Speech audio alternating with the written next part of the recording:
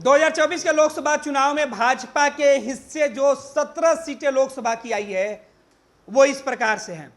BJP ने आज seat बंटवारा एनडीए के सभी दल के नेताओं के साथ किया है, जिसमें बिहार बीजेपी से सम्राट चौधरी, जेडीयू से संजय झा और बिहार के प्रभारी विनोद तावड़े ने इन तमाम सीटों की घोषणा की।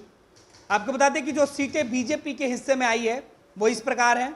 सबसे पहली जो सीट है वो पश्चिम चंपारण, फिर पूर्वी चंपारण, औरंगाबाद की जो लोकसभा की सीट है वो बीजेपी को मिली है, मधुबनी की जो सीट है वो बीजेपी को मिली है, अररिया की जो सीट है वो भी बीजेपी को मिली है, बीजेपी की सिटिंग सीट थी, दरभंगा बीजेपी की सिटिंग सीट थी, इस बार फिर से बीजेपी के उम्मीदवार वहां लड़ेंगे, मुजफ्फरपुर की जो सीट है, महाराजगंज की जो सीट है इस सीट पर भी बीजेपी अपने उम्मीदवार उतारेंगे, सारण के जो लोकसभा की सीट है, उजियारपुर की जो लोकसभा की सीट है, इस पर बेगूसराय के जो सीट है इस पर भी सीधे तौर पर जो है वो बीजेपी के उम्मीदवार उतारे जाएंगे।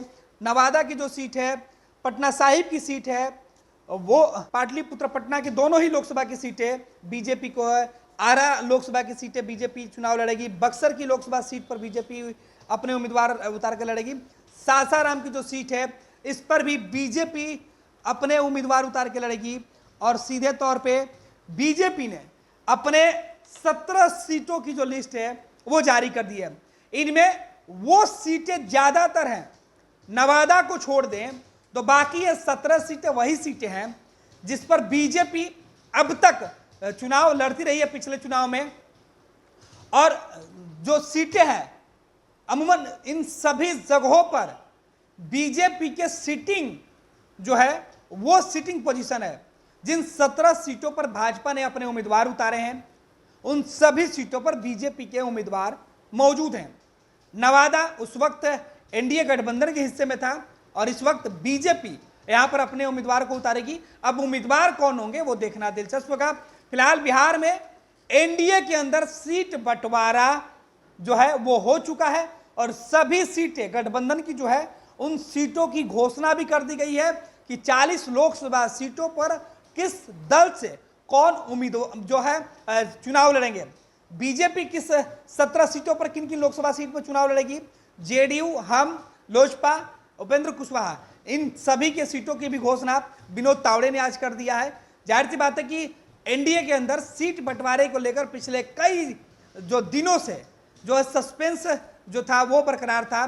कहा जा रहा था कि सीट बंटवारे में बड़ी पेच फंसी हुई है, जिसे आज दिल्ली में बीजेपी के केंद्रीय नेतृत्व के जो बैठकों के बाद यह फैसला लिया गया कि बिहार की सभी सीटों की घोषणा कर दी जाए और बिहार के 40 लोकसभा सीट की घोषणा की गई, जिसमें से भाजपा की 17 सीटें जो है वो उनके खाते में आई और 17 सीटों पर बीजेपी चुनाव लड़ेगी और ये बीजेपी की सभी जो लोकसभा की सीटें हैं जहां भाजपा अपने उम्मीदवार उतारने जा रही है। ये लो मुंह मीठा करो, आज मैंने अपना जॉब छोड़ दिया, अब हम पूर्णिया वापस जाएंगे। जॉब छोड़ दिया है?